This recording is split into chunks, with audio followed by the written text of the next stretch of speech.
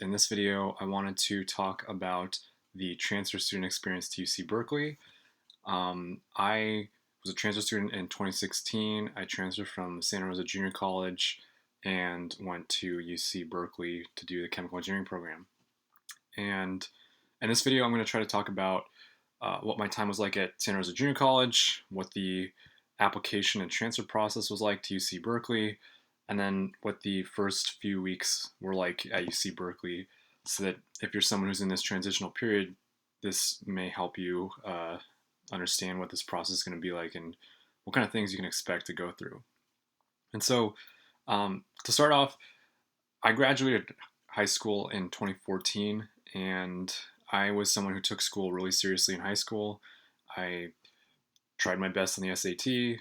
I had pretty much a 4.0 GPA unweighted, and I did a bunch of extracurriculars, but I just got rejected from UC Berkeley because I wasn't good enough at the time, and uh, for whatever reason, they didn't like me. They didn't like my personal statement. They didn't like whatever, and it hurt a lot. But as I continue to reflect and I look back on what happened, I seriously think it was a good thing that I spent time in the junior college, because going to the junior college gave me a lot of exposure to really great teachers in a much more friendly environment than I think people would typically get if you went straight into a university out of high school. And I met a lot of really great people who I'm still friends with today, and they inspired me and changed how I thought about things. So, a lot of the cliche stories you hear about people who went straight into whatever dream university and paid tens of thousands of dollars every year in tuition, um, you don't have to do it. You can get the same experience at your junior college that you got anywhere else, is my main point.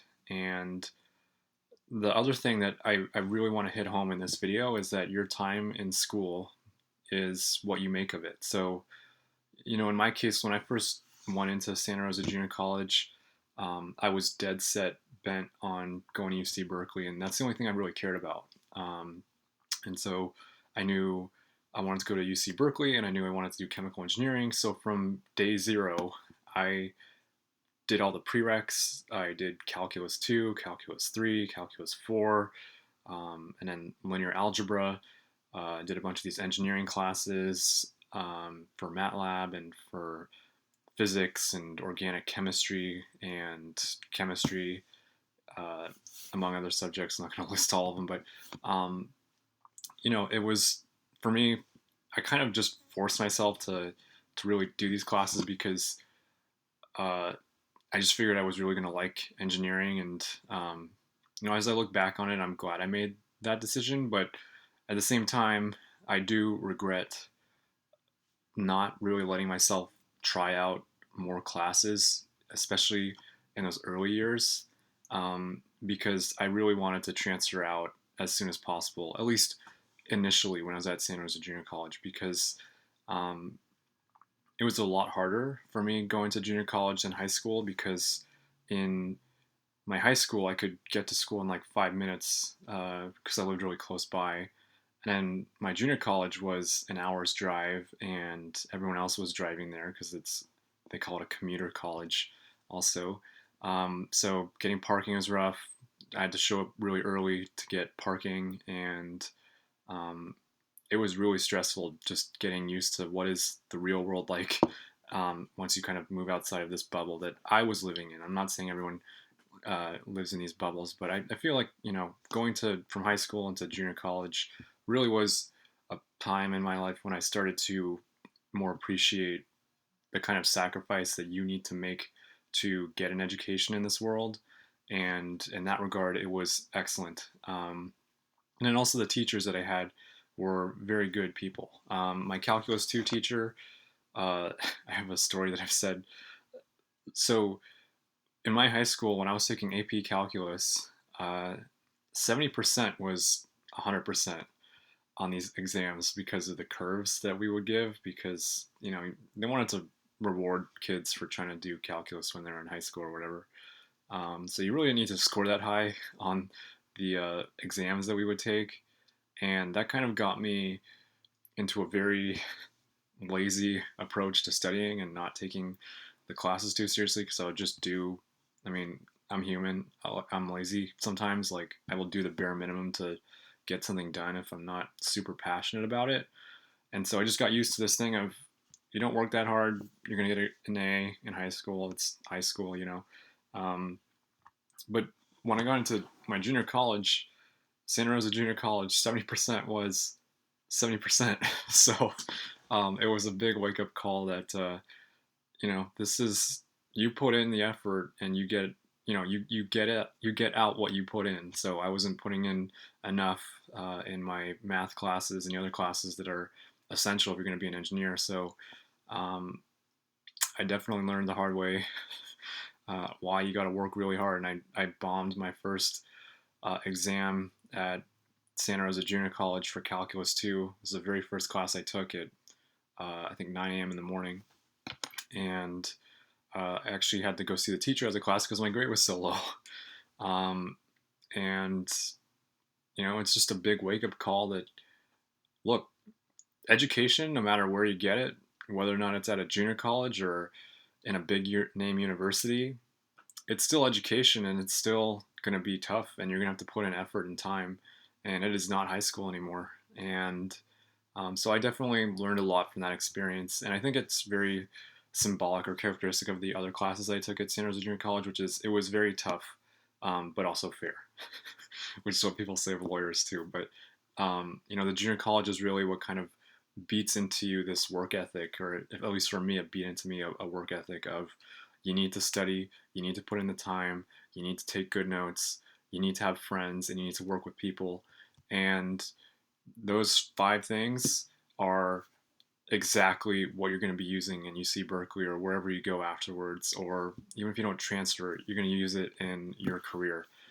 So all of this stuff that you learn in your education, subliminally or explicitly, is all worth it in the long run, in my opinion. So it was very discouraging at times, especially when I, scored poorly and I was driving 2 hours a day and working and studying. And I mean, it was like I was spread thin and I could do it because I was young, but I know it's tough. And I know there's probably people out there who work even harder than I do and they price score even lower than I did because it's really challenging and getting educated is hard. But, um, if you're someone who that getting that bachelor's degree is something that you really want, or getting that associate's degree is something that you really want, you just keep going and you do your best and you take it from there, and people will recognize, even if you don't have that degree, they will recognize your work ethic when you show it to them in an interview or when they see you through your connections or something. So I think another very important thing to take away from just your education in general is take a deep breath, relax, and know that life does work itself out in the end. So, getting on more to the part where I transferred to UC Berkeley, I was taking a bunch of uh, classes. So, chemical engineering at UC Berkeley requires that the kids take organic chemistry, and um, I was terrified when I walked into the ACS exam because if you don't score in the 75th percentile or higher, UC Berkeley does not count that. At least the College of Chemistry within UC Berkeley does not count that. So you have to retake Chem 112B at UC Berkeley. And this is me talking about it like 3 or 4 years later. And I still remember all these things because I was really terrified. I wouldn't basically, when you think about it, you have to scoring in the 75th percentile means doing better than if you're in a group of four, you have to do better than the three people around you on that exam. So it's not a healthy way to look at it, by the way. Just do your best, study for it. And fortunately, I did well enough that I got credit for the organic chemistry component, and I was able to transfer my OChem units into UC Berkeley. But there's another thing that I kind of want to talk about here, which is I feel like people can kind of create visions and uh, think that, when you get into UC Berkeley, your life's going to get a lot easier and things are just going to come together and work out. It's not really a good way of looking at it, in my opinion, because you can create a lot of unrealistic expectations for what you're expecting. Um, just know that at the end of the day, you're applying to UC Berkeley or you're applying to whatever university because you really want to get educated and you really want to make an impact in the world, and you believe firmly that your education is a way to get there. It's a means to an end, and you should enjoy every moment of it. And I will tell people that you should always just try your best to enjoy your education, enjoy your time in college, junior college, university, wherever, grad school. Just enjoy your time while you're there because time is finite. And I'm working now, full time, and I'm still living in Berkeley, so I'm really glad I get a chance to kind of stay around campus and ride my bike through campus. And it's when you're not a student at UC Berkeley, the campus is so much nicer and more calm, which I've heard many times from other people also. Um, but yeah, I just love being in campus and hearing people talk about these really complicated things. And um, I don't try not to, I was trying to sound weird like an eavesdropper, but you just people will walk past you and they'll be talking about covalent bonds and molecular orbital theory, and it's just like I don't know. For me, it's a lot of fun. I really like it.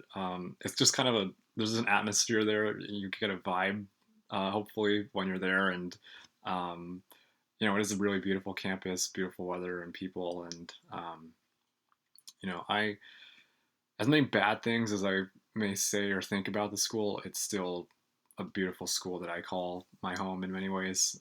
So yeah. Anyways, trying to talk more about the transfers, the transfer part. So um, yeah, basically, I spent a lot of time writing a personal statement. Um, at that time, I really wasn't the best personal statement writer, and I still am not. But I was super lucky that I found someone who, and this is another thing, find one person you really trust to kind of be a very your main editor for your piece, because your writing needs to have clarity and focus and a single voice. And when you get 8 different people, like your mom, your dad, your brother, your sister, your friend, your other friend, chiming in on what your personal statement should be, it becomes chaotic and it'll fall apart. You really need to find one editor, and maybe that editor is yourself if you're really confident. But you need to find one person that will help you write your essay or essays in such a way that you're hitting home your selling points as an individual. And this requires you to really step back and think about, why would you be a good chemical engineer, or why would you be a good biologist, or whatever field you're going to go into at UC Berkeley. Just figure out what would make you special, what would make you unique, and why would you be an asset to them. That is the main thing that they're interested in hearing, is why are you going to benefit them? They don't care about why they're going to benefit you. They care about why you are a benefit to them. What do you bring to the classroom? What makes you diverse? And um, hopefully that's a good starting point for people, because if you start your essay talking about how great you are, and how much UC Berkeley is just going to mesh with this, I think it can kind of seem canned and cliche and insincere. So just talking about yourself is a huge skill, especially if you're introverted like me and you're not used to expressing yourself. And very currently, or very recently, I've been reading more into the difference between self-compassion and vanity. And they're not the same, but uh, yeah, just when you're writing these personal statements, it's gonna be an exercise in hopefully self-compassion and not vanity. Be proud of what you've done. Be proud of how far you've come. Be proud of what you care about in life and your values, and don't let people try to persuade you to have other values that you don't want to take on. But Yeah, so writing that personal statement is going to be super important. Having a good GPA is also very important. And those are kind of the two main things that make or break your application at UC Berkeley. Extracurriculars are nice, but I don't really think that they cared too much about it when I was transferring. It was mainly your personal statement and that GPA. And your transcript should be a lot of A's and maybe a few B's. But I know that's going to be hard to do. Maybe for some of you, it's going to be easier. But that's really the kind of GPA that you need.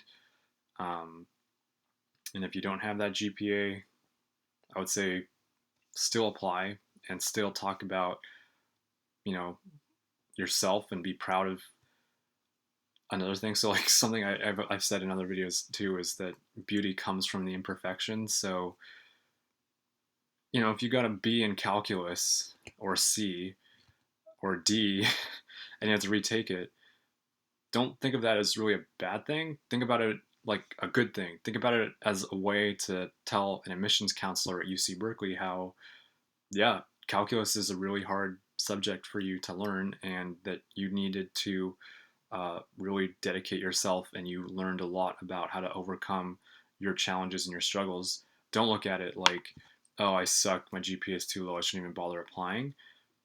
Look at your imperfections as beauty, is my main point. And hopefully, this helps some of you who are, because I know having that self compassion is tough. And hopefully, this is useful.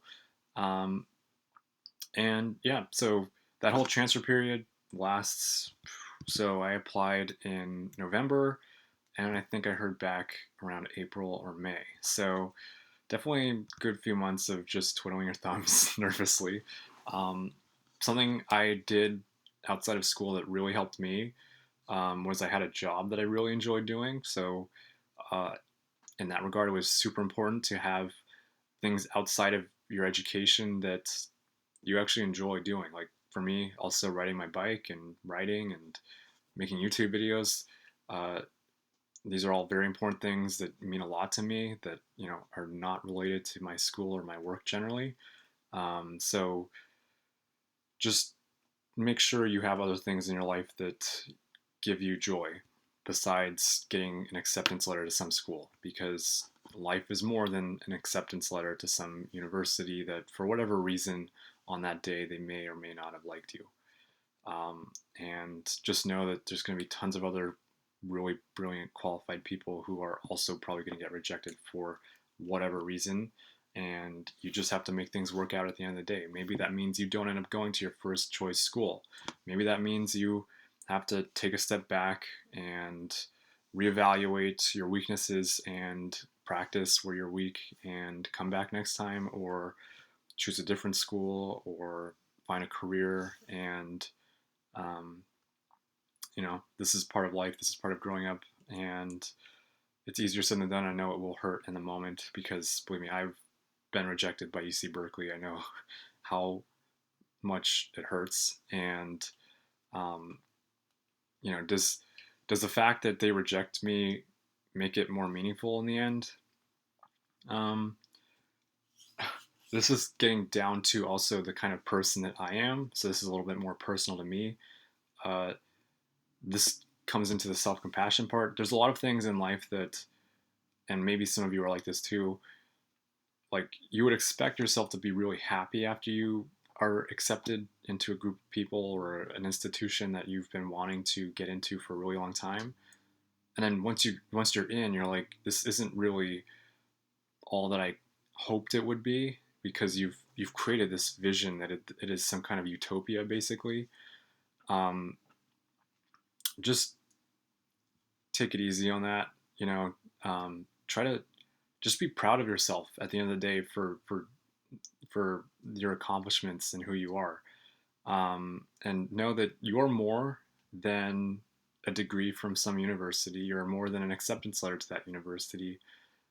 You are all of the challenges and struggles that you've gone through in life, and all the good things about you in life, like all the people you've helped and all the things that you've done that have changed the world.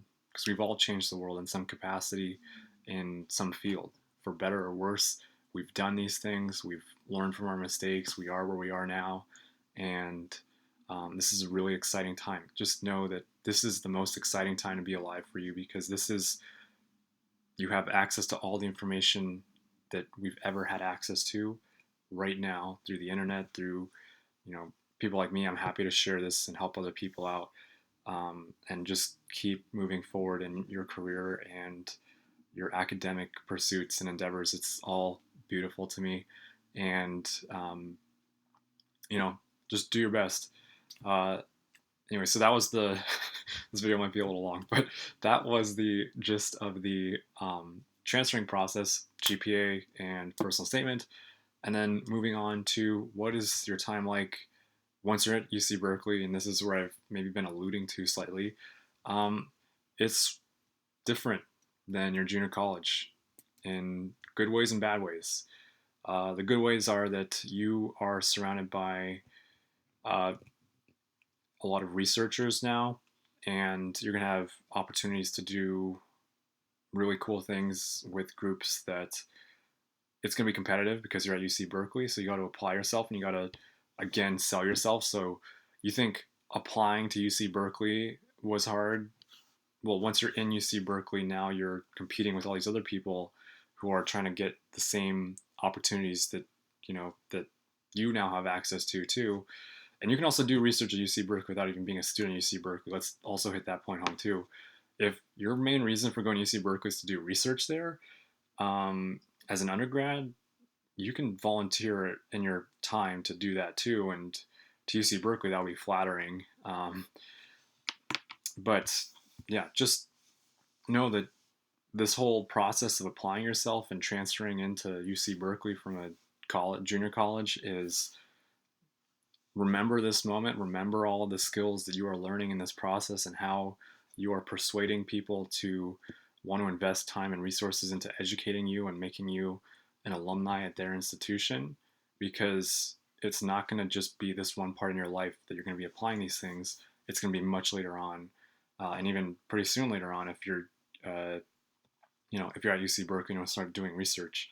I wouldn't say wait a little bit before you jump into research labs, because the classes are going to be different.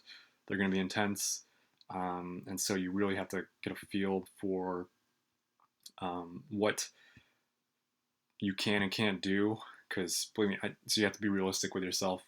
What are your strengths? What are your weaknesses? And when you're weak in something, how do you get better at where you're weak?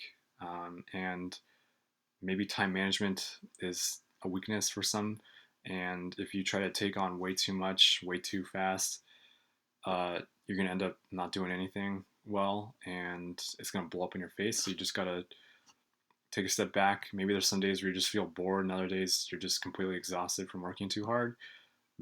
At UC Berkeley, this is a lesson that they teach you implicitly, which is, we've got all these resources and opportunities available to you. You also have these required classes you're supposed to do to get your degree. Make of it what you will. The world is a blank canvas, and you can just tear it up if you wanted to, and not do anything while you're there, which is, it does happen to some people, and it's definitely hard to see.